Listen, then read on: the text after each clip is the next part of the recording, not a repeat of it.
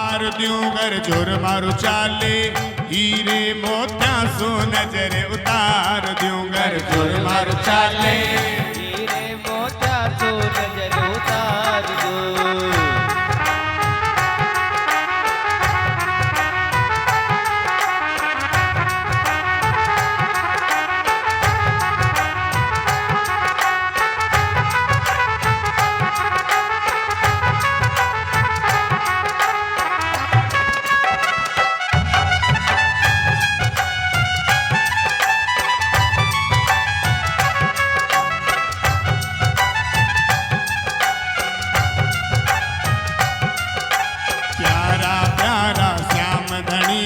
खूब सजा दरबार, प्यारा प्यारा श्याम धनी का खूब सजा दरबार, प्यारा प्यारा श्याम धनी का खूब सजा दरबार, प्यारा प्यारा श्याम धनी का खूब सजा दरबार। सोना सोना चांद सा दुल्हा बन बैठा सरकार, सोना सोना चांद सा दूल्हा बन बैठा सरकार। काली टीकी लगावण ताई, काली टीकी लगावण ताई, काली टीकी लगावण ताई, काली टीकी लगावण ताई। सूरज नीचे उतार द्यूं घर जोर मारू चाले, हीरा मोत्या सो नजरे उतार द्यूं घर जोर मारू चाले, हीरा मोत्या से नजर उतार दो। गरीबो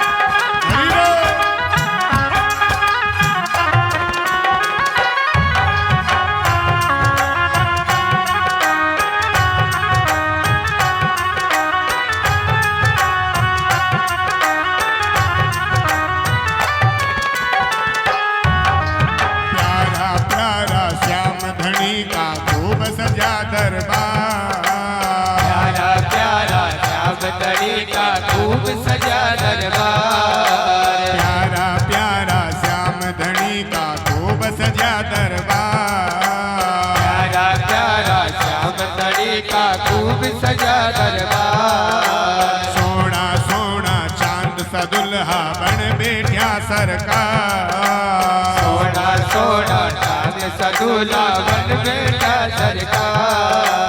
आसमान का तारा तोड़ो, आसमान का तारा तोड़ो, आसमान का तारा तोड़ो, आसमान का तारा तोड़ो। तेरे मुकुट में टांग द्यूं घर जोर मारू चाले, हीरा मोत्या सो नजरे उतार द्यूं घर जोर मारू चाले, हीरा मोत्या से नजर उतार दो। गरीबो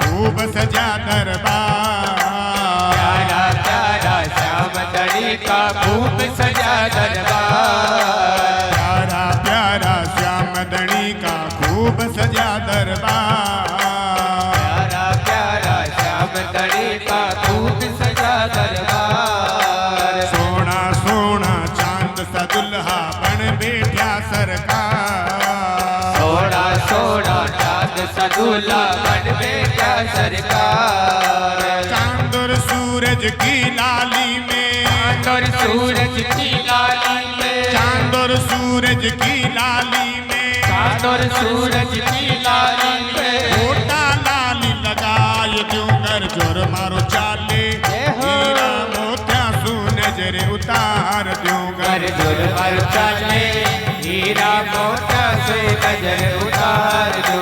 कैया वारे लुण रही बाबा कैया वारे लुण रही बाबा कैया वारे लुण रही बाबा कैया वारे लुण रही बाबा सोना चांदी बार दूं कर जोर मारो चाले हीरा मोत प्रवेश करते हैं।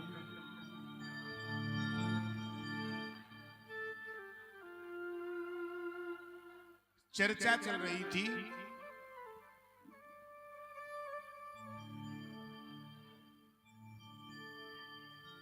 देव ऋषि नारद चल करके प्राचीन बरी के यहां पहुंचे, बड़ा सुंदर आत्मोपदेश दिया और इस उपदेश को सुन करके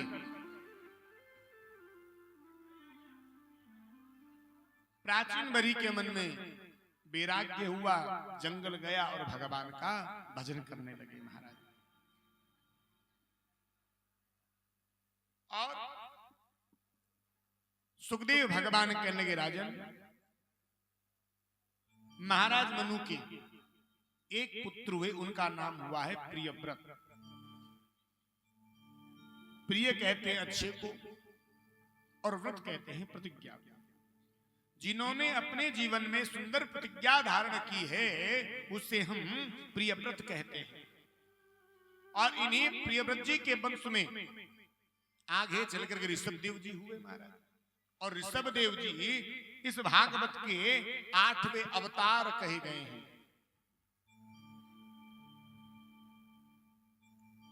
ऋषभ देव जी इनके 100 बेटा थे। एक पुत्र का नाम भरत था। और जब भी ये राज दरबार से आते अपने पुत्रों को लेकर के बैठ जाते, उन्हें सुंदर उपदेश दिया करते थे, अच्छे बुरे का ज्ञान उन्हें बताया करते थे। एक दिन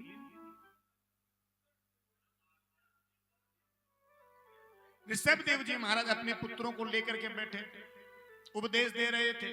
कह रहे थे बेटा, यह मनुष्य जीवन हमें क्यों मिला है? क्या मनुष्य जीवन शादी विवाह करने के लिए मिला है या बाल बच्चे उत्पन्न करने के लिए मिला है? मनुष्य जीवन का लक्ष्य है केवल और केवल परमात्मा की प्राप्ति।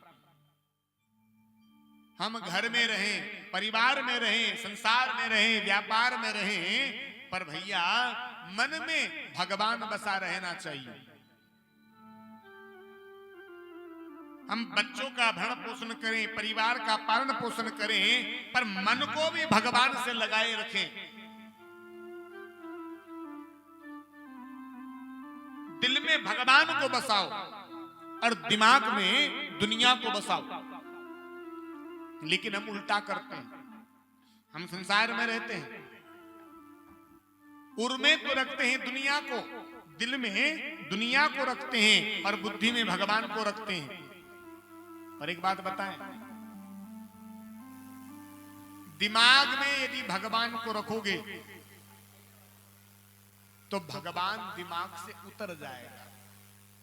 हम कहते नहीं, अरे भैया, अरे प्रभु दिमाग से बात उतर गई, कहते हैं कि नहीं? तो दिमाग में भगवान को रखोगे तो उतर जाएगा, और रखा तो दिल में भी जाता है, पर दिल में कैसे? अरे साहब तुम कहते हो भूल जाए, ऐसी बात उसने कही है कि बात दिल में उतर गई। उतरती दिल में भी है और उतरती दिमाग से भी है। तो हमें दिल में भगवान को रखना है और दिमाग में संसार को रखना है। इतना सुंदर आत्मोपदेश इन बच्चों को दिया कि नैष्ठिक ब्राह्मण बन गए महाराज, कुछ योगेश्वर बन गए। इनका एक बेटा था भरत, यही पड़ा रहा। ऋषभ देव जी महाराज भी जंगल चले गए, भगवान का भजन करने लगे। एक दिन भरत जी के मन में भाव आया कि बताओ, मेरे पिताजी को देखो भगवान के भजन में डूबे हैं, मेरे भाइयों को देखो भगवान के भजन में लगे, और हमें देखो हम यहीं पड़े हैं। अरे जो कार्य बचपन में कर रहे थे वही कार्य हम 55 में कर रहे हैं। अभी भी मन नहीं भरा। आप यदि ये सोचें कि काम क्रोध लोभ मोह मत्सर ये समाप्त हो जाए, भैया ये समाप्त होने वाले नहीं है। आप यदि ये सोच लें कि हम हमारे कामना पर विजय प्राप्त कर लें, संभव नहीं है। नहीं तुम कामना पर विजय प्राप्त कर सकते। तुम यदि सोचो हम अपने क्रोध को जीत लेंगे, तुम तुम्हारे क्रोध को नहीं जीत सकते। तुम सोचो हम विषय वासनाओं पर विजय प्राप्त कर लें, तुम तुम्हारी विषय वासनाओं पर विजय प्राप्त नहीं कर सकते। तो फिर करें क्या? जब ये छूटने ही नहीं है तो करें क्या? देखो किसी को बीपी हो जाए, शुगर हो जाए, डॉक्टर के पास जाए, डॉक्टर एक गोली देता है, भैया गोली खाते रहो। उस गोली से वो बीपी और शुगर मिटने वाले नहीं है। तो जब मिटने नहीं है तो खाएं क्यों? अरे भैया इससे ये कंट्रोल में बने रहेंगे। हाँ, अब तुम सोचो इन्हें नष्ट कर दें, इन्हें समाप्त कर दें। ये काम क्रोध लोभ मोह मत्सर ईर्ष्या ये समाप्त होने वाले नहीं है मेरे प्यारे। तो समाप्त कैसे होंगे? तुम समाप्त करने का चक्कर ही छोड़ो। तुम तो बस भगवान का भजन बढ़ाओ, भगवान के भजन में मन लगाओ बस। तुम सोचो कामना पर विजय प्राप्त करने चक्कर में नहीं, तुम्हारे बस की बात नहीं है महाराज। बड़े बड़े संत महात्मा अमलात्मा विमलात्मा योगी जन संत जन विप्रजन अपनी कामनाओं पर विजय प्राप्त नहीं कर पाए, तो भैया तुम और हम लोग क्या अपनी कामनाओं को जीत पाएंगे? हमें कामना को जीतना ही नहीं है, हमें तो बस ये करना है कि भगवान का भजन बढ़ाना है। आप कैसे समझो? एक बूढ़ा और एक बुढ़िया थे, कोई बेटा बेटी नहीं था, कोई संतान औलाद नहीं थी, संपत्ति अथाह थी। अब दोनों वयोवृद्ध विचार करें, जवानी तो निकल गई दुनिया में, देश में, संसार में, अब बुढ़ापा बुढ़ापा कैसे बीते? ये बुढ़ापा जो है ना, ये सड़ा हुआ फल है मेरे प्यारे। इस बुढ़ापे को तुम्हारे खास तुम्हारे सगे बेटे भी स्वीकार नहीं करते। दुनिया वालों की तो बातें जाने दो तुम महाराज। अब बुढ़ापा बीते कैसे, मन लगे कैसे? इन दोनों ने विचार किया एक काम करते, इतनी आलीशान कोठी है, किराएदार रख लेते हैं। कुछ बच्चे किराएदार रख लेते हैं, बच्चे अपना काम धाम करते रहेंगे, उन्हें हम देख करके अपना जीवन काट लेंगे। बार बोर्ड लगा दिया टू लेट, कमरा किराए पर खा लिए। 2-4 बच्चे आए, बोले सेठ जी कमरा खाली है किराए पर? बोले हाँ है भैया। सेठ जी ने पूछा तुम क्या करते हो? बोले हम पढ़ने लिखने वाले बच्चे हैं, हम पढ़ाई लिखाई करते हैं। सेठ जी को किराए पर कमरा देना ही था, सेठ जी ने इन बच्चों को किराए पर कमरा दे दिया। अब ये कोई पढ़ने लिखने वाले तो थे ही नहीं महाराज। 2 दिन 4 दिन 5 दिन तो आराम से रहे, और जैसे 4 दिन 5 दिन बीते, ये तो लगे अपने महाराज हुदंग करने। बोतले पर बोतले खुलने लगी सेठ जी कोठी में, सिगरेट के छल्ले उड़ाने लगे। सेठ जी ने विचार किया, अरे बताओ हम तो बुरे फंस गए। हमने तो सोचा था बच्चे रहेंगे, इनकी मौज मस्ती में हमारा बुढ़ापा ठीक से बीत जाएगा, हम इन्हीं को अपना बालक समझ लेंगे। सेठ जी ने समझाया भैया कमरा खाली कर दो। जो चारों बदमाश थे वो कहने लगे सेठ जी जो कुछ दिन बचे हैं ना शांति से निकालो, नहीं तुम्हारा कमरा हम खाली करवा देंगे, जानते नहीं अभी तुम हमारे विषय में। अब दोनों के दोनों बेचारे क्या करें, रहने लगे। एक दिन की बात, सेठ जी मंडी गए सब्जी लेने के लिए, ठेले पर सब्जी खरीद रहे थे। इतने में एक जीप आकर खड़ी हुई। जीप में से आवाज आई, अरे भैया तुम्हारी कॉलोनी में कोई कमरा किराए पर खाली मिलेगा? सेठ जी ने सुना कमरा मांग रहे। सेठ जी ने पूछा तुम कौन हो? बोले हम तुम्हारे नगर के नए एसपी हैं और अभी हमें सरकारी क्वार्टर अलॉट नहीं हुआ और हमारे पत्नी और बच्चे आने वाले हैं और 2-4 दिन में हमें सरकारी क्वार्टर अलॉट हो जाएगा, तब तक हमें 2-4 दिन के लिए कमरा किराए पर चाहिए। सेठ जी ने सोचा एसपी है नगर का, ठीक है महाराज हमारे यहाँ एक कमरा खाली है। बोले जाओ साफ सफाई करो, तैयारी करो, हम आते हमारे परिवार को लेकर के। सेठ जी घर पर गए, सेठानी से कहा सुनो कमरा बढ़िया धो, खाली करो, साफ सफाई करो कमरे की।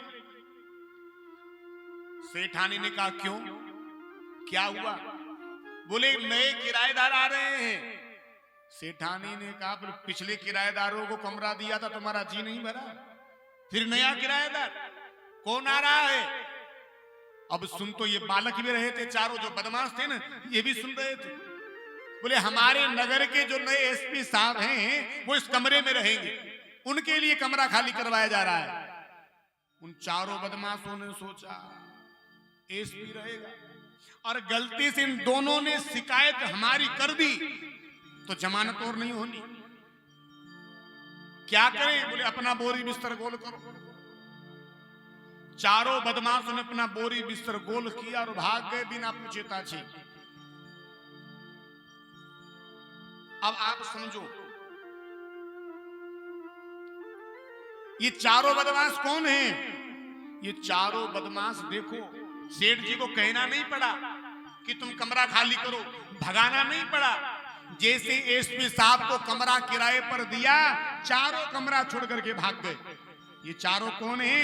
ये आपके मनोविकार हैं, काम क्रोध लोभ मोह, यही चारों विकार इस हमारे इस शरीर रूपी किराए के घर में रह रहे हैं। अब तुम इन्हें सोचो कि हम हमारे इस हृदय के भीतर, इस शरीर रूपी कमरे के भीतर जो काम क्रोध लोभ मोह मत्सर बैठे हुए हैं, इन्हें बाहर निकाल दें। भैया ये बाहर निकलने वाले नहीं, ये तुम्हारे आत्माराम को बाहर निकाल देंगे, पर ये बाहर नहीं निकलेंगे। तो तुम्हें करना क्या है? तुम्हें ये करना है तुम भी तुम्हारे इस शरीर रूपी एक कमरे में एसपी साहब को कमरा किराए पे दे दो। और एसपी कौन है? सीता पति, सीता का एस और पति का पी, एसपी राम, भगवान राम को अपने इस हृदय का कमरा तुम किराए पर दे दो। जो तुम्हारे हृदय में काम क्रोध लोभ बैठे हैं वो अपने आप छोड़ छोड़ करके भाग जाएंगे। भैया तुम्हें खाली करवाने की जरूरत नहीं पड़ेगी।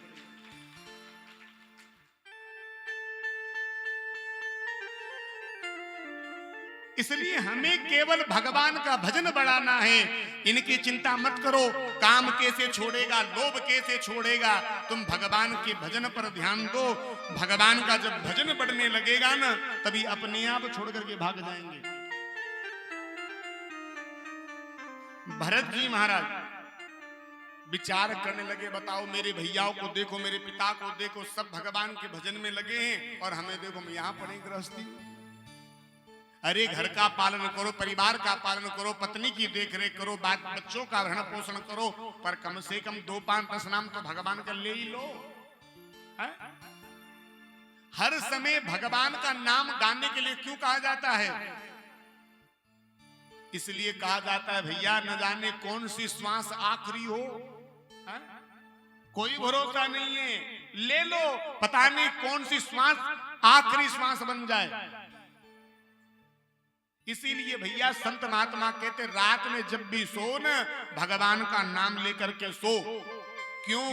पता नहीं सवेरा हो भी कि नहीं।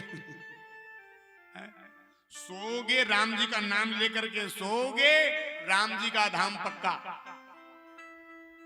जब भी सो भगवान का नाम गा करके सो। उठो तो भी भगवान का नाम गा करके उठो। प्रभु बहुत बहुत धन्यवाद जो तूने आज का सवेरा तो हमें दिखा दिया, नहीं तो कई लोग रात में सोते हैं, सवेरे उठ ही नहीं पाते, उठ ही जाते। इसलिए जब भी सो भगवान का नाम लेकर के सो मेरे प्यारे। आज भरत जी के मन में भी वैराग्य आ गया, और वैराग्य आया तो अपना महल छोड़ दिया, बेटे को राजगद्दी दी और आज जंगल में चल पड़े। और जंगल में जाकर के भगवान का भजन करने लगे। और भगवान का नाम तो प्रभावकारी है ही सरी। संत कहते हैं भाय कुभाई अनक आलस, भाय कुभाय अलख आलस भाय कुभाई अनक आलस, भाय कुभाय अलख आलस नाम जपत मंगल जिस दसऊं, नाम जपन मंगल भाय कुभाई अनख आलस हूं। भगवान का नाम कैसे भी गाओ मेरे प्यारे, भगवान का नाम हमारा कल्याण करेगा। आज भरत जी महाराज जंगल में गए और जंगल में जाकर के बैठ गए। बड़े ध्यान से सुनना, 24 घंटों में से जो 8 प्रहर है ना, 8 प्रहर में से 7 प्रहर भगवान का नाम जप करते, 3 प्रहर के लिए शरीर को विश्राम देते, विश्राम करने के लिए सोते महाराज।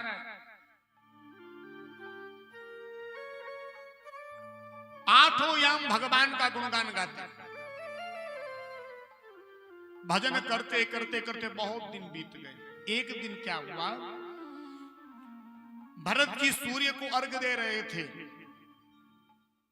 सामने एक हिरणी जलपान करने के लिए आई, और जलपान करने के लिए जब आई, इतने में एक शेर ने दहाड़ लगाई, हिरणी डर गई और जल में कूद पड़ी। उसका जो प्रसव था, बालक था, ये जल में उछल कूद करने लगा, जन्म ले लिया इसने। हिरणी पार गई, कुछ तो प्रसव पीड़ा, कुछ शेर का डर, और इसने अपने प्राणों को त्याग दिया। अब ये इसका जो प्रसव था, बालक था, ये जल में उछल कूद कर रहा था। भरत जी ने देखा, भरत जी ने सोचा यदि मैं इसे नहीं बचाता हूं तो मुझे पाप लगेगा। परहित सरस धर्म नहीं भाई, दूसरों पर उपकार करना भी धर्म है, और ये मेरी आंखों के सामने डूब रहा है। यदि मैं चाहूं तो मैं इसे बचा सकता हूं, और यदि मैंने इसे नहीं बचाया तो इसका पाप भी मुझे भोगना पड़ेगा। भरत जी ने इस मृग शावक को निकाल लिया, अपनी कुटिया में लेकर के आए, विचार किया अभी अभी जन्म हुआ है, भूखा होगा, हरी हरी घास तोड़ी, उसे पीसा, रस निकाला, और रस निकाल करके उसके मुख में डालने लगे। अब कुटिया में ये मृग शावक रहने लगा। धीरे धीरे समय बढ़ा। एक दिन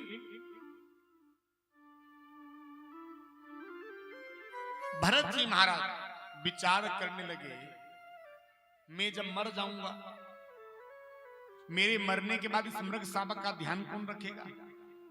मान लो कोई जंगल से शेर आया और इसको खा गया तो? और गीता जी में लिखा है, अंते मते सागते, मरते समय जिसमें ध्यान रखोगे, हो सकता है भैया उसी योनि में हमें जाना पड़ जाए। प्रमाण है यहां भागवत में। भरत जी मरे न तो इस हिरण के बच्चे में ध्यान रख करके मरे, और भरत जी का अगला जन्म हिरण की योनि में हुआ। लेकिन इन्हें याद था, भगवान का भजन इतना था, हमारे द्वारा किया गया भगवान का भजन, हमारे द्वारा की गई सेवा, हमारे द्वारा किया गया सत्कर्म कभी व्यर्थ नहीं जाता मेरे प्यारे। यदि आपने बीज बोया है तो वृक्ष अवश्य उगेगा, आज नहीं तो कल। यदि आपने दुखियों की, दीनों की, गरीबों की सहायता करी है, सेवा करी है, तो इसका फल आपको अवश्य मिलने वाला है। भरत जी को ज्ञात था, मृग शावक योनि में आए, लेकिन फिर भी इन्हें सब कुछ याद था, मैंने क्या गलती करी जिससे वजह से मुझे यहां आना पड़ा।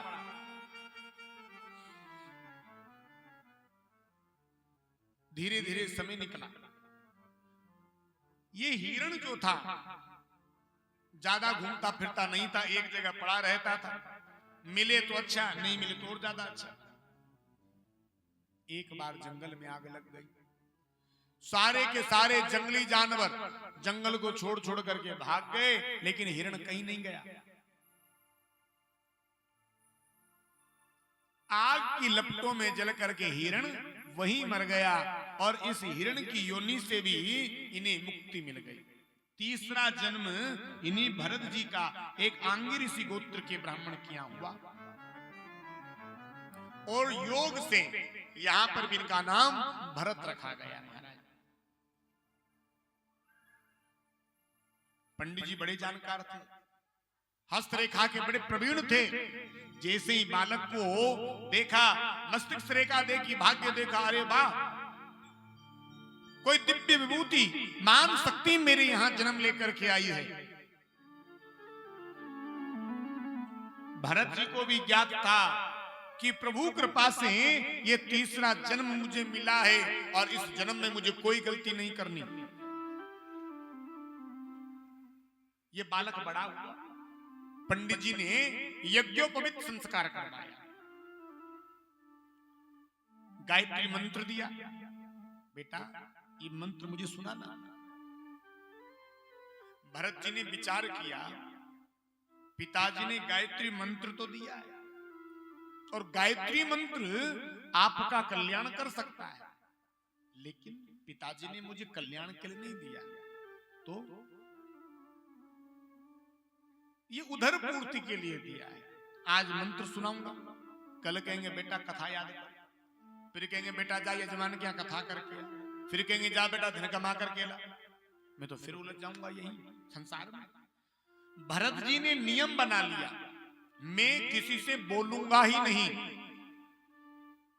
किसी से बात नहीं करूंगा। अब भरत जी से मंत्र पूछा, भरत जी ने सुनाया ही नहीं।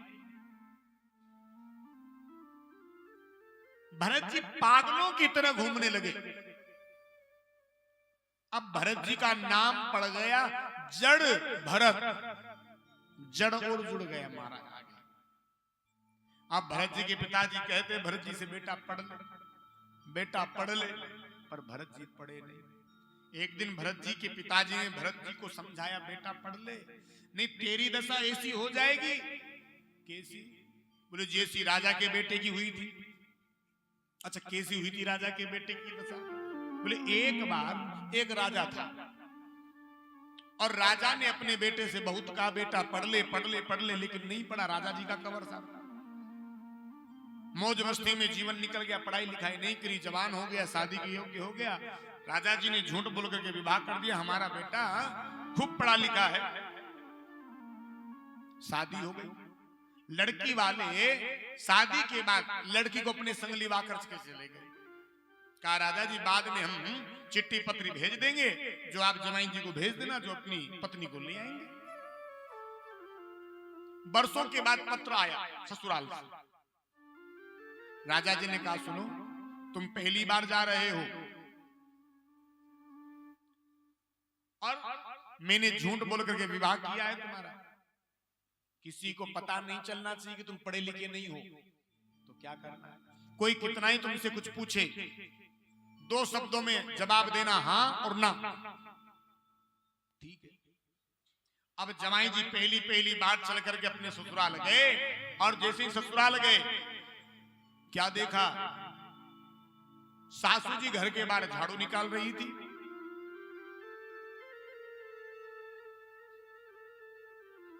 सासू जी ने पूछा जमाई जी घर से आए हो? जमाई जी ने कहा हाँ। तो घर में सब राजी खुशी से हैं? बोले ना। सासू जी ने पूछा कोई बीमार है? बोले हाँ। तो तुमने दबा ना दिलवाई? बोले ना। सासू जी ने कहा तो फिर तो तुम बड़े कपूत निकले। बोले हाँ। इतने में हुआ क्या, एक डाकिया चिट्ठी लेकर के आ गया।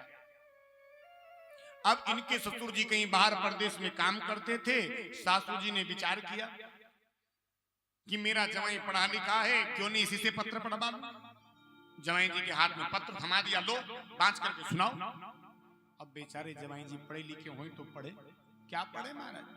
पत्र लिया, माथे से दिया, रोना प्रारंभ कर दिया। सासू जी को लगा कि ऐसा लगता है इनके ससुर जी के कुछ न कुछ हो गया दिखता है।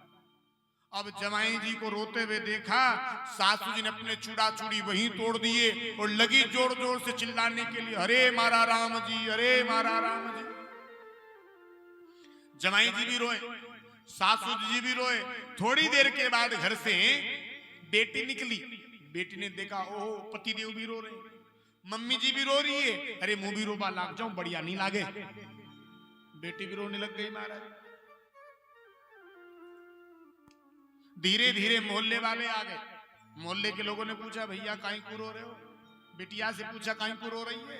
बोले मुझे पता नहीं, मम्मी से पूछो जाकर के। मम्मी से पूछा, बहन जी तुम काहे को रोई? बोले मुझे भी पता नहीं, जमाई जी से पूछो। जमाई जी से पूछा, जमाई जी तुम काहे को रोए? जमाई जी ने कहा, भैया मैं तो मेरे कर्मन को रो रहा हूं। सासू जी ने कहा, लो हमें तो यूं लगा कि तुम्हारे ससुर जी के कहीं न कहीं हो गयो दिख है। तो भरत जी के पिताजी ने कहा, बेटा पढ़ लेने, तेरी भी यही गति होनी है। लेकिन भरत जी नहीं पढ़े। भरत जी के पिताजी कहते कहते स्वर्ग सिधार गए। अब भरत जी के जो भाई थे, इनके संग में भरत जी रहने लगे।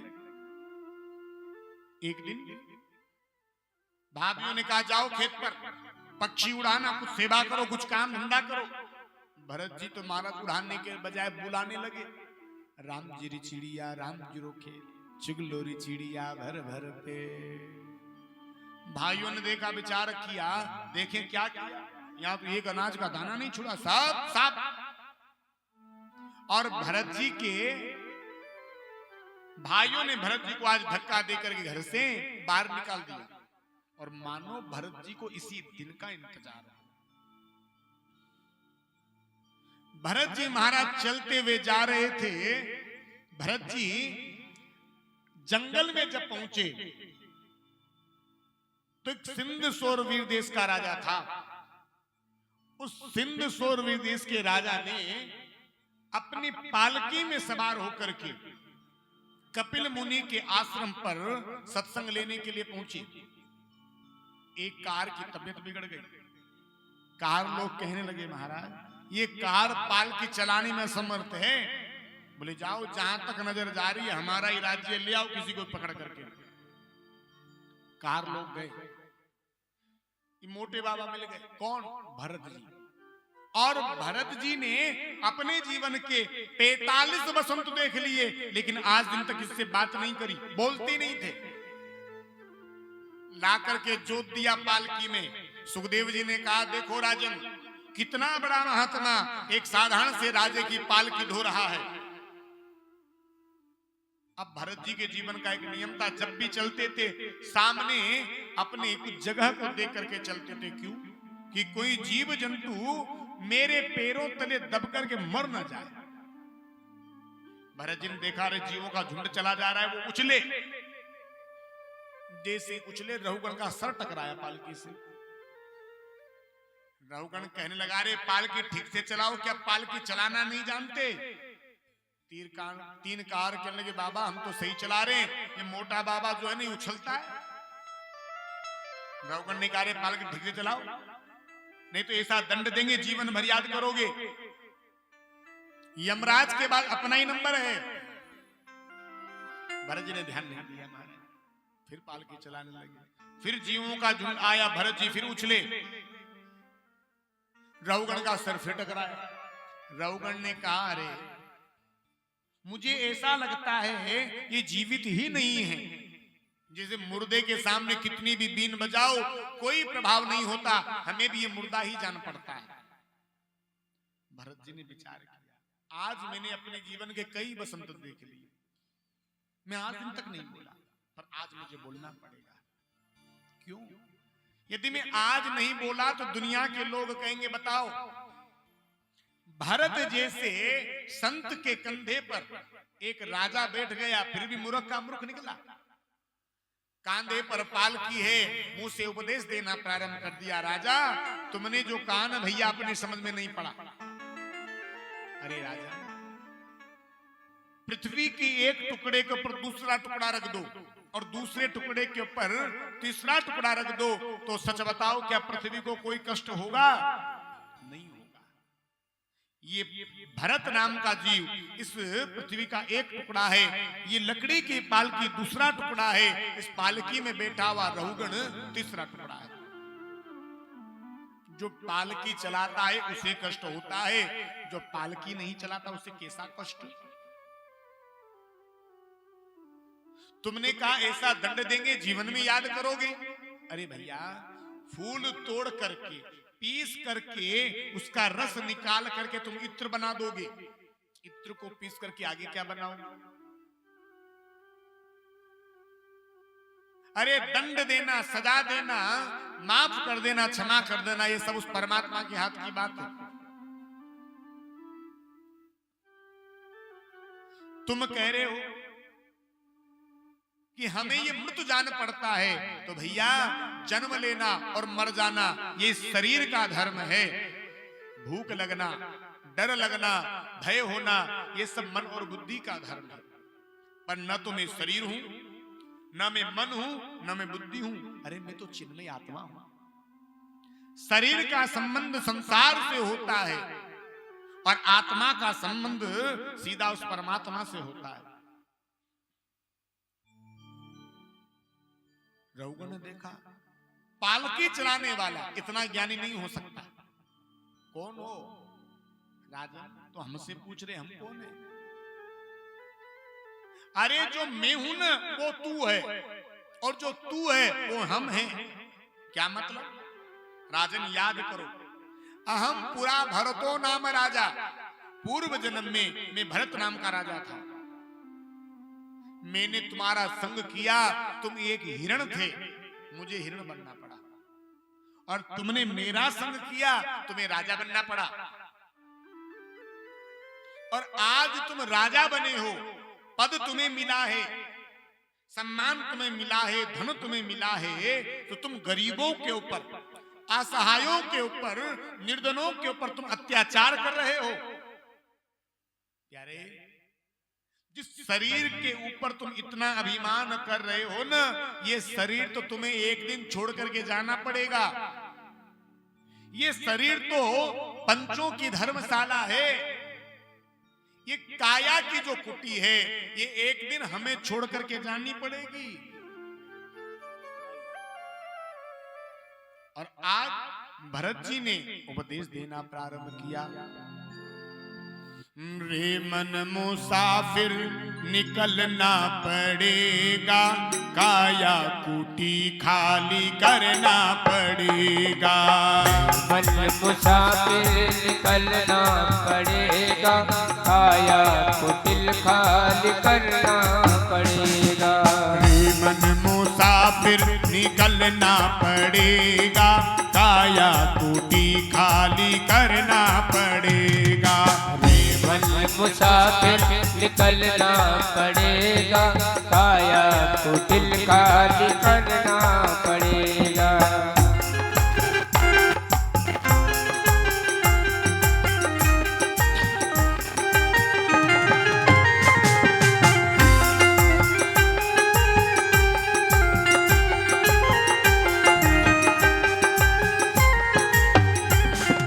चमड़े के कमरे को तू क्यों सवारे? चमड़े के कमरे को क्यों तू सवारे? चमड़े के कमरे को तू क्यों सवारे?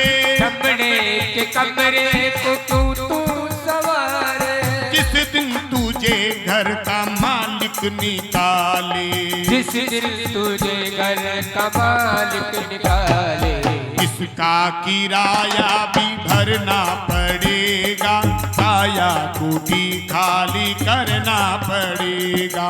इसका किराया भी भरना पड़ेगा, काया कुटिल खाली करना पड़ेगा।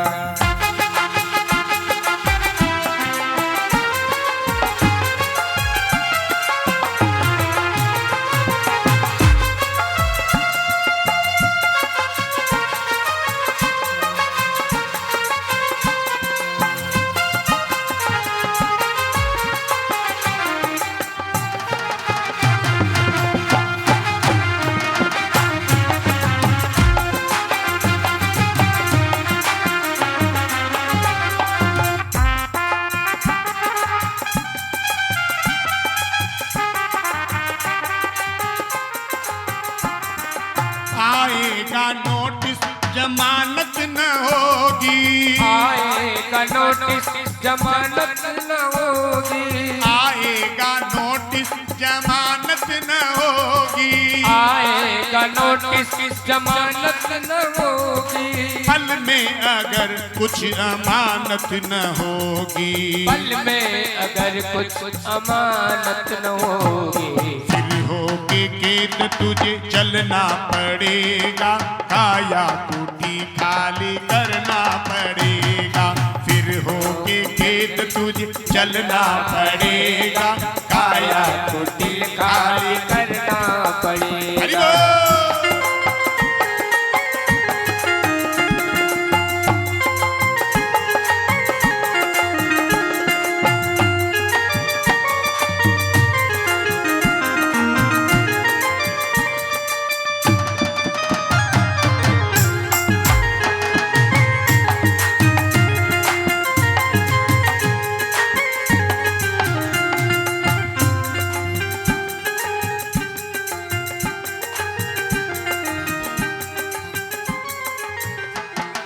मेरी न मानो तो यमराज मनाएंगे, मेरी न मानो तो यमराज मनाएंगे, मेरी न मानो तो यमराज मनाएंगे, मेरी न मानो तो यमराज मनाएंगे। तेरा कर्म दंड तुझे मार भुगताएंगे, तुझे मार भुगताएंगे।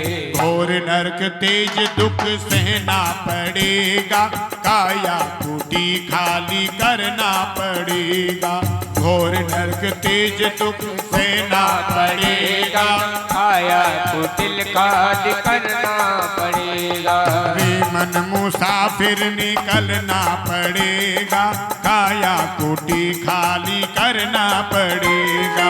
रे मन मुसाफिर निकलना पड़ेगा, काया कुटिल खाली करना पड़ेगा। काया कूटी खाली करना पड़ेगा, काया कूटी खाली करना पड़ेगा। आज भरत जी ने बहुत सुंदर उपदेश दिया। राजन, धन मिला है तो मद मत करो, ये धन आनी जानी छाया है। आज तुम्हारे पास है, कल किसी और के पास होगा। इस धन पर मद मत करो मेरी प्यारे। मद काई का करना। जब जीव जन्म लेकर के आता है तब भी धन लेकर के नहीं आता, और जब यहां से चला जाता है तो भी धन लेकर के नहीं जाता। अरे अभिमान करना है तो अपने संबंधों पर करो, अपने भाई के ऊपर अभिमान करो, अपने परिवार के ऊपर अभिमान करो। इतना बड़ा मेरा परिवार है, इस झूठे धन के ऊपर क्या अभिमान करना। अभिमान करना है तो अपने राम जी के नाम के ऊपर अभिमान करो। रघुगण यहां से सीधा कपिल मुनि के पास न जाकर के जंगल गया, भगवान का भजन करते करते अंत में भगवान के धाम को चला गया। गुरुदेव ने कहा, देखो राजा, हमारी भूमि के दक्षिण दिशा की ओर 99,000 योजन की ऊंचाई पर 28 प्रकार भिन्न भिन्न नरक हैं, और जो जीव जैसा कर्म करता है उसे उन कर्मों के अनुसार नरक में डाल दिया जाता है। गुरुदेव इन नरकों से बचने का कोई उपाय? बोले नरकों से बचने का यदि कोई उपाय है तो भगवत नाम शरणागति है। भगवान का नाम गाओ। एक अजामिल नाम का ब्राह्मण हुआ। ब्राह्मण था, एक दिन संग बिगड़ गया, वेश्या का संग कर लिया और वेश्या का संग किया ना तो जीवन बिगड़ गया हमारा, बहुत बड़ा डाकू बन गया। एक दिन संतों का सानिध्य मिला, संतों का संग मिला, संतों ने उपदेश दे दिया, बेटा अपने बेटे का नाम नारायण रख दो। देखो कितना सरल उपाय। माला लेकर के बैठने के लिए नहीं कहा, यज्ञ करने के लिए नहीं कहा, अनुष्ठान करने के लिए नहीं कहा, क्या कहा? बेटे का नाम नारायण रख दो। अब तो मुंह से निकलने लगा नारायण नारायण नारायण नारायण नारायण। धीरे धीरे पाप कटने लगे। ये प्रभाव है नाम का। नाम संकीर्तनम यस्य सर्व पाप प्रणाशनम। तुम यदि नाम जपोगे ना तो तुम्हारे पाप धीरे धीरे धीरे धीरे नष्ट होने लगेंगे और अंत में जब यम के दूत लेने के लिए आए, सामने बेटा नारायण खेल रहा था, आवाज लगाई, अरे नारायण मुझे बचाओ। नारायण बेटा तो नहीं आया, भगवान ने पार्षद भेज दिए और भगवान के पार्षदों ने यम के दूतों को मार करके भगा दिया। अजामिल ने सोचा, अरे मैंने पूरे जीवन अपने बेटे नारायण को भजा, पूरे जीवन मैं अपने बेटे को ही नारायण मान करके नारायण नारायण नारायण करता रहा, बेटे को भजा तो देखो पार्षद आ गए और शायद पूरे जीवन भगवान को भज लेता तो आज पार्षद नहीं, आज तो स्वयं साक्षात भगवान ही उतर करके आ जाते। तो भगवान के नाम से जीव के पाप भी नष्ट होने लगते हैं। जब कोई बल काम नहीं करता तब अंत में देव बल काम करता। जब बड़े से बड़े डिग्रीधारी डॉक्टर भी हार जाते हैं सारी मेहनत सारे परिश्रम करने के बाद, तब वो एक ही बात कहते हैं, भैया ले जाओ सेवा करो, हो सकता है प्रभु कुछ कृपा कर दे, अब हमारे हाथ की बात नहीं है। एक गज था, सरोवर में स्नान करने के लिए गए, मगर ने पैर पकड़ लिया।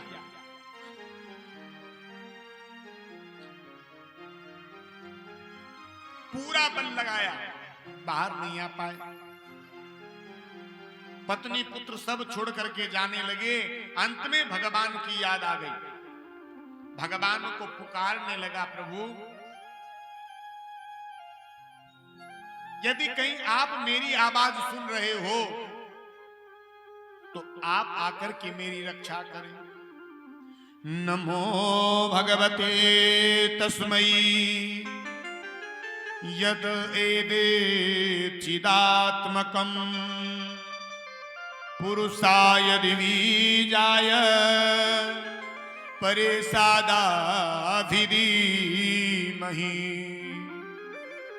हे प्रभु यदि आप मेरी आवाज को सुन रहे हो तो मेरी रक्षा करो। भगवान तुरंत गरुड़ पर बैठ करके आए और अपने सुदर्शन से उस ग्राहक का सर धड़ से अलग कर दिया और भगवान ने गज को सूंड पकड़ करके बाहर निकाल दिया। भगवान ने एक ही बार में गज और ग्राह दोनों को तार दिया। ये भगवान के नाम की महिमा है। सुखदेव भगवान ने कहा, देखो राजा, भगवान के प्रसाद का अपमान कभी नहीं करना चाहिए। यदि हमें भगवान का प्रसाद मिला है ना तो कृपा मानिए। भगवान का प्रसाद का अपमान करने पर घोर दुख सहना पड़ता है। यही अपराध एक बार देवराज इंद्र से हो गया। महात्मा दुर्वासा बैकुंठ गए, भगवान की स्तुति करी।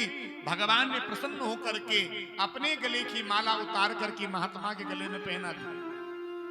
महात्मा चल करके इंद्र के यहाँ गए। इंद्र ने बड़े सुंदर भोग पवाए। वही भगवान की प्रसादी माला इंद्र के गले में डाल दी। इंद्र ने महाराज क्या किया, इस माला को उतारा और अपने ऐरावत के माथे पर डाल दिया। अब हाथी तो हाथी उतारा, पैरों तले रोन दिया। दुर्वासा ऋषि ने देख लिया, श्राप दे दिया। अरे इंद्र, तुझे अपने धन का इतना अभिमान, जा मैं तुझे श्राप देता हूं कि तू स्त्री से हीन हो जाएगा। चले गए। इधर दैत्यों के जो राजा थे बलि, बलि ने क्या किया, स्वर्ग के ऊपर चढ़ाई कर दी। देवता मारे मारे फिरने लगे।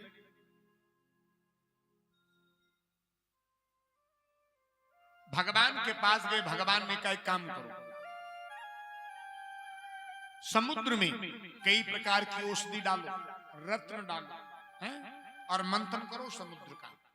मंथन करोगे, मंथन से अमृत प्राप्त होगा।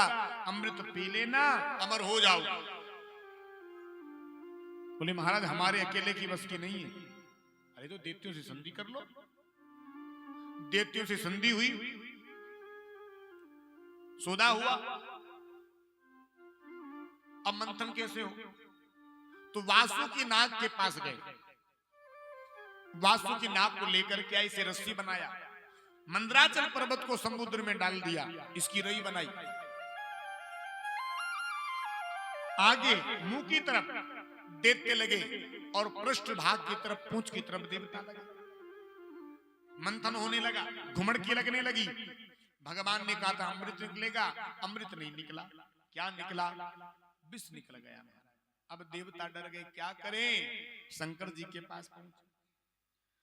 देव देव महादेव भूतात्मना भूत भावना त्राहि नरारणापन्ना त्रैलोक्ये दहना द्विषा।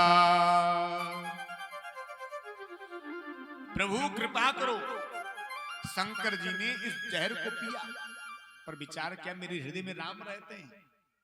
सारे के सारे जहर को अपने कंठ में रोक लिया। कंठ नील वर्ण का पड़ने लगा। भगवान का नाम हो गया नीलकंठ। नीलकंठ महादेव की जय। मंथन हुआ, कौस्तुभ मणि निकली, अप्सराएं निकली, चंद्रमा निकला, लक्ष्मी निकली, कई प्रकार के रत्न निकले। और मंथन करते करते अंत में भगवान धनवंतरी अमृत कुंभ लेकर के प्रकट हो गए। दैत्यों ने सोचा यही अमृत है, दौड़ करके गए और महाराज उस कुंभ को छीन लिया। देवता कहने लगे प्रभु लो, इतनी मेहनत भी करवाई और पीने के लिए छटाक नहीं मिला। भगवान ने कहा चिंता मत करो। भगवान ने मोहिनी अवतार लिया। मोहिनी अवतार लेकर के इन दैत्यों के सामने से निकले। भगवान ने जब मोहिनी रूप बनाया तो दैत्य जो थे भगवान के मुखमंडल को देख रहे थे और देवता भगवान के चरणों को देख रहे थे। दैत्यों ने बुलाया, ए सुंदरी यहां आओ। हाँ देखो हमारे पास ये अमृत है और क्या तुम इस अमृत को हमें बराबर बराबर बांट करके पिला दोगे? बोले ठीक है हम पिला तो देंगे, पर तुम हमें जानते नहीं हो, पहचानते नहीं हो और हमारे ऊपर इतना भरोसा, कहीं लेकर के भाग गई तो? नहीं नहीं नहीं भागोगे, ठीक है। अच्छा कहीं ऐसा तो नहीं मान लो परोसने में किसी को थोड़ा कम ज्यादा हो जाए? नहीं नहीं कुछ नहीं करेंगे। भगवान ने कहा ठीक है लाइन लगा करके बैठ जाओ। सारे दैत्य लाइन लगा करके बैठ गए, इधर देवता भी लाइन लगा करके बैठ गए। सुनो इसमें ऊपर पतला पतला अमृत है। अब पतला पियोगे तो दुबले पतले बनोगे और गाढ़ा पियोगे तो बढ़िया मोटे तगड़े बनोगे। बताओ बोले हम तो गाढ़ा गाढ़ा पिएंगे, मोटे तगड़े बनेंगे, काय को दुबले पतले बने। देती तो ठहरे, तो तुम कहो तो इन देवताओं को पिला दे ऊपर ऊपर वाला। हाँ पिला दे। अब भगवान अपनी रूप सुधा का पान दैत्यों को करवा रहे थे और अमृत सुधा का पान देवताओं को करवा रहे थे। एक दैत्य था स्वरभानु। स्वरभानु दैत्य ने देवता का रूप बनाया और सूर्य और चंद्रमा के मध्य में जाकर के बैठ गया।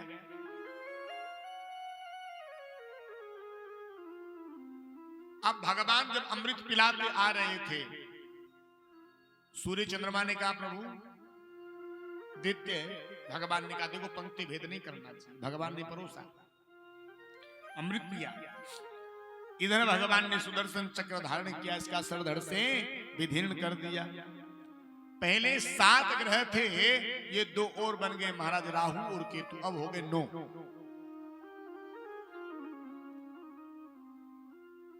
अब दैत्य और देवताओं का युद्ध हुआ। दैत्य हार गए क्योंकि देवता अमृत पी चुके थे, सब मार डाले महाराज, और पुनः देवता स्वर्ग का शासन करने लगे। शुक्राचार्य ने अमृत संजीवनी विद्या से इन सबको जीवित कर लिया। बलि ने पूछा गुरुदेव, इन देवताओं ने अमृत पी लिया, इन्हें हम मार तो नहीं सकते, पर क्या इन्हें हम हरा सकते हैं? बिल्कुल हरा सकते हो। कैसे? बेटा, संत सेवा, गुरु सेवा और गौ सेवा अपने जीवन में उतार लो, तुम सब कुछ कर सकते हो। और इतना जीवन में अपने सेवा को उतारा, एक दिन ब्राह्मणों ने आगे से आशीर्वाद दे दिया, जाओ बलि कर दो स्वर्ग के ऊपर चढ़ाई। बलि ने स्वर्ग नहीं, तीनों लोकों पर अपनी सत्ता जमा ली। गुरुदेव, स्वर्ग को तो हमने जीत लिया, पर क्या हम स्वर्ग के राजा बन सकते हैं? बिल्कुल। कैसे? बोले जो 100 अश्वमेध यज्ञ कर लेता है वो इंद्र बनने का अधिकारी बन जाता है। बलि ने नर्मदा नदी के किनारे पर यज्ञ करने का संकल्प लिया।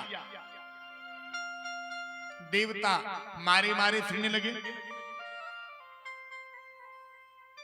एक दिन कश्यप ऋषि की जो पत्नी है अदिति, ये चल कर के गई, अपने पति से कहा स्वामी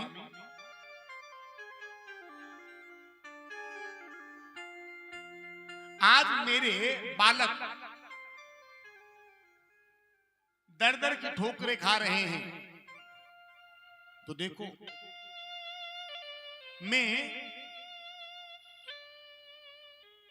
अपमान किसी का नहीं करना चाहती, हानि हम किसी की नहीं चाहते, पर आप ऐसा कोई उपाय बताओ जिससे मेरे यहां पर एक सुंदर संतान जन्म लेकर के आए, जो मेरे पुत्रों के राज्य को इन्हें वापस लौटा दे। भगवान कश्यप ने बड़ा सुंदर एक पुंसवन व्रत बताया और कहा देवी इस व्रत का तुम पारायण करो, इस व्रत के प्रभाव से तुम्हारे यहां पर सुंदर पुत्र जन्म लेकर के आएगा और वही तुम्हारे पुत्रों के राज्य को तुम्हें वापस लौटा देगा। धीरे धीरे समय निकला। एक दिन भगवान ने आकर के मैया के स्वप्न में दर्शन दिया, कहा मैया हम तुम्हारे यहां अवश्य अवतार लेकर के आएंगे। धीरे धीरे समय निकला।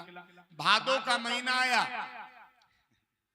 शुक्ल पक्ष आया, द्वादशी तिथि और दोपहर के 12 बजे भगवान कश्यप के महलों में अवतार लिया। बोली बामन भगवान की जय। आज माता दी ने सुंदर कोपनी पहनाई, दिशाओं के स्वामी ने सुंदर छत्र समर्पित किया, सुंदर खड़ाऊ पहनाए गए, और भगवती उमा ने ब्रह्मा ने भिक्षा पात्र दिया। गुरुदेव ने यज्ञोपवीत संस्कार करवाया, कहा जाओ भिक्षा लेकर के आओ। जो कुछ थोड़ी बहुत भिक्षा मिली ना, इस भिक्षा को ला करके अपने गुरुदेव को दे दिया। गुरुदेव ने कहा सुनो, इस भिक्षा से काम चलने वाला नहीं है, हमें तीनों लोगों की संपत्ति भिक्षा में ला करके दो। बोले कहां से लाए, हम तो जानते ही नहीं है। बोले सीधे चले जाओ, नर्मदा नदी के किनारे पर राजा बलि यज्ञ कर रहा है और राजा बलि से तीनों लोगों की संपत्ति तुम लेकर के आओ। अब वामन भगवान चल करके गए। वामन भगवान ने बहुत सुंदर स्वरूप बनाया, सांवले सलोने 52 अंगुल के। और बलि ने जब भगवान को आते हुए देखा, बलि ने बड़ा सुंदर स्वागत किया। स्वागतम ते नमस्तुभ्यं ब्रह्मं किं करवामते, ब्रह्मर्षीणां तपसाक्षा मन्ये त्वयि वपुर्धयम्। ओहो अहो भाग्य मेरा, जो आज साक्षात भगवान मानो सूर्य ही मेरे द्वार पर प्रकट होकर के आए हो। अब वामन भगवान ने विचार किया, यदि किसी से कुछ लेना हो ना तो कुछ दिखाना पड़ता है। तो वामन भगवान ने अपनी माला पर जाप करना प्रारंभ कर दिया। बलि ने कहा प्रभु क्या दे दें आपको, कहो आप जो कहें वो दे देंगे आप। बलि ने देखा बोलता नहीं है, गुरुदेव से पूछा गुरुदेव अरे छोटा सा ब्राह्मण बोलता क्यों नहीं है। अरे भैया बोलेगा कैसे, देखो अभी तो जाप चल रहा है। भगवान ने धीरे धीरे माला को सटकाया, जाप पूरा हुआ। भगवान ने कहा अच्छा तुम्हारा नाम है बलि। बोले हाँ प्रभु, आपके आशीर्वाद से मैं ही हूं बलि। भगवान ने कहा देख बेटा, तू यदि दानी है तो कोई बड़ी बात नहीं है, तेरे पिता विरोचन बहुत बड़े दानी थे, तुम्हारे दादा बहुत बड़े दानी थे। जैसे अपने पुरखों का नाम सुना और श्रद्धा बढ़ गई। अरे छोटा सा ब्राह्मण मेरे दादा परदादा को जानता है। आज कहने लगे प्रभु कुछ ले लो ना। भगवान ने कहा तस्मात् त्वत्रो महीमीश वृणेहं वरदर्शभा, पदानि त्रिणिदेतेन्द्र संमितानि पदा मम। 3 पद भूमि हमें दे दो। बोले हो गया काम, और वो भी अपने ही चरणों से नाप करके। और आज बलि कहने लगा प्रभु क्या करे, तुम्हारे भाग्य में है इतना, नाप लो। बोले ऐसे नहीं नापेंगे, पहले संकल्प करो। संकल्प के लिए पात्र उठाया। गुरुदेव ने देखा चेला मेरा लुट जाएगा। शुक्राचार्य टोटी में आंख लगा करके बैठ गए, न जल निकलेगा न चेला लुटेगा। भगवान ने देखा कुछ कचरा आ गया, गुस्सा का आसन था, चलाया तिनका। शुक्राचार्य का एक द्वार हमेशा हमेशा के लिए बंद हो गया। जल आया, संकल्प हुआ। भगवान ने कहा नाप ले। बोले नाप लो। बोले ऐसे नहीं, पहले प्रणाम करो। जैसे बलि ने सर झुकाया, भगवान ने अपना स्वरूप बढ़ाया। भगवान का सर चला गया आकाश में, पैर चला गया पाताल में। एक चरण में भगवान ने ऊपर के 7 लोकों को नाप लिया और दूसरे चरण में भगवान ने नीचे के 7 लोकों को नाप लिया। तीसरे चरण में बलि के पास देने के लिए कुछ नहीं बचा। भगवान ने कहा बोलो तीसरा चरण कहां रखें। बलि ने कहा प्रभु तीसरे चरण में आप मुझे भी नाप लो, पूरा लेकर के जाना, आधा लेकर के मत जाना। और भगवान ने तीसरे चरण में बलि को भी नाप लिया। भगवान ने कहा बलि मैं तेरी सेवा से बहुत प्रसन्न हूं, मांगो। बोले वाह, थोड़ी देर पहले हमसे मांग रहे थे, अब तुम कह रहे हो हमसे मांग ले। हम नहीं मांगते। तो भगवान ने सुतल लोक का राज्य भगवान ने अपनी राजी से बलि को दिया। बलि ने कहा प्रभु अब मांगेंगे। बोले अब मांग लो। बोले प्रभु हम ये चाहते हैं जब भी हम हमारे राज्य में भीतर जाए बाहर आए तो हमें आपका मुख्य द्वार पर दर्शन होना चाहिए। भगवान ने कहा ऐसा ही होगा। बोले वामन भगवान की जय। आइए वामन भगवान की बड़ी सुंदर झांकी हमारे मध्य में आ रही है। सभी वामन भगवान की झांकी का सुंदर स्वागत करेंगे।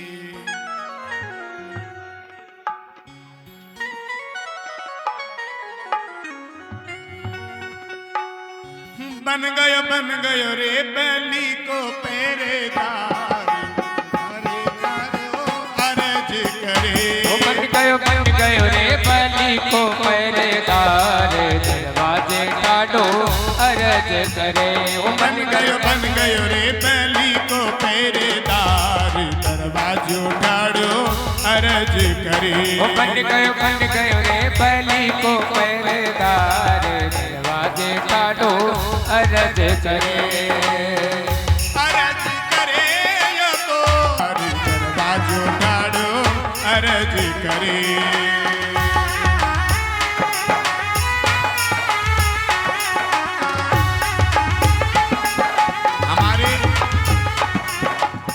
हमारे जो आज के यजमान हैं वो पधारे और आकर के सलामी करे। वो बन गयो रे, बन गयो रे बलि को पहरेदार, दरवाजे काटो अर्ज करे।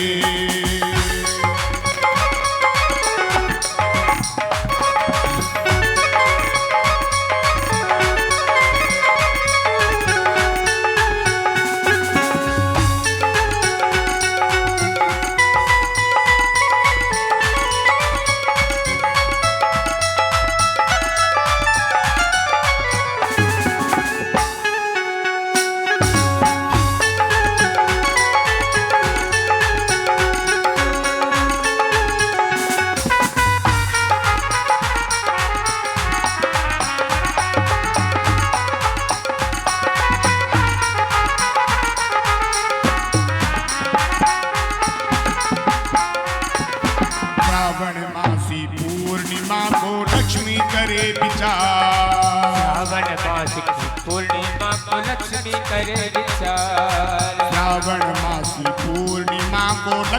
करे विचार। श्रावण मासिक पूर्णिमा को लक्ष्मी करे विचार। राजा बलि ने भाई बना लूं कभी मिले भरता। राजा बलि ने भाई बना लूं कभी मिले भरता। राजा बलि ने भाई बना लो तभी मिले गो भरता। राजा बलि लक्ष्मी पहुंची रे बैली के दरबार, दरवाजो काटो अर्ज करे। लक्ष्मी पहुंची रे बलि राजा के द्वार, दरवाजे काटो अर्ज करे। पहुंची रे बैली 16 श्रृंगार। लक्ष्मी चली बैकुंठ लोक से कर 16 श्रृंगार। लक्ष्मी चली बैकुंठ लोक से कर 16 श्रृंगार। राजा बलि को भाई मिला लो तभी मिले गो भरता। राजा बलि को भाई बना लो तभी मिले भरता। जोरे तेरा होगा बड़ा एहसान, तेरा होगा बड़ा एहसान, युग युग तेरी रहेगी शान। भगत भर दे रे जोली, भगत भर दे रे जोली।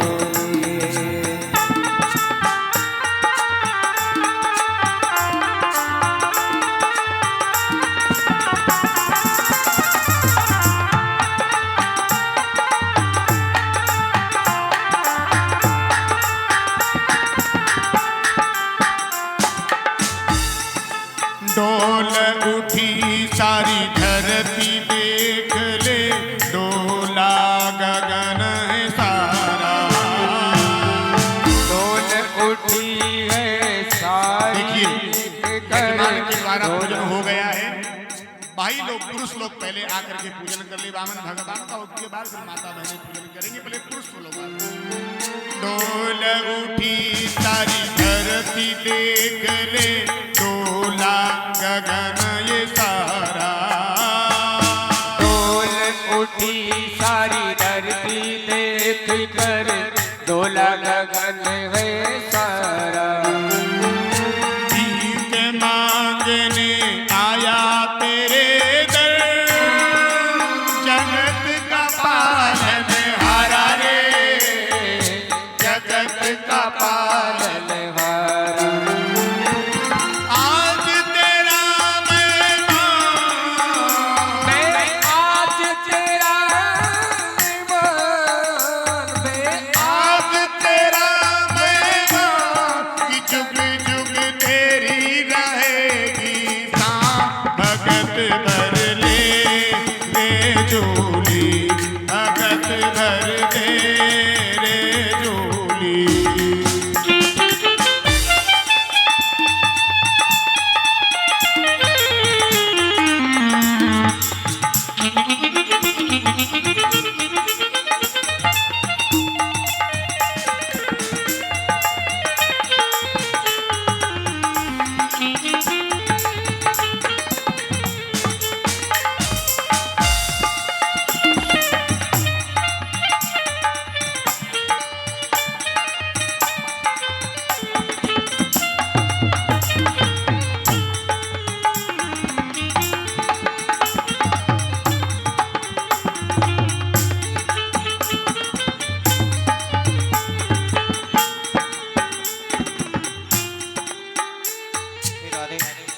यजमान जी के द्वारा पूजन हो चुका है। सभी आए और आकर के सभी भक्त और श्रद्धालु भगवान जी का पूजन करें। आज लुटा दे सर्वस अपना, मान ले कहना मेरा। आज लुटा दे सर्वस अपना, मान ले कहना मेरा। आज लुटा दे सर्वस अपना, मान ले कहना मेरा। आज लुटा दे सर्वस अपना, मान ले कहना मेरा। मिट जाएगा पल में तेरा जन्म जन्म का फेरा रे, जन्म जन्म का फेरा। तू छोड़ सकल अभिमान, छोड़ सकल अभिमान, तू छोड़ सकल अभिमान, अमर कर ले रे तू अपना नाम। भगत कर दे रे झोली भगने को। हाथ कमल लेके चलो वे, चलिया चलने को। हाथ कमंडल लेके चलो चलिया चलने को।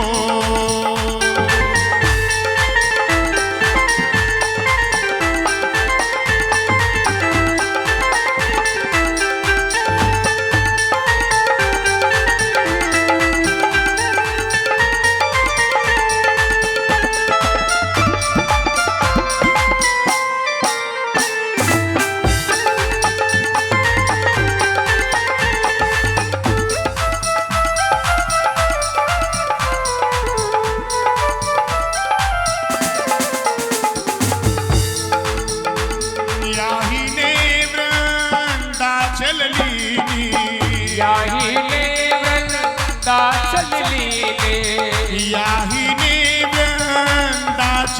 लीनी, घर घर भेष मुनि को चलो चलिया चलने को। घर के भेष बलि को चलो चलिया चलने को। गरीबो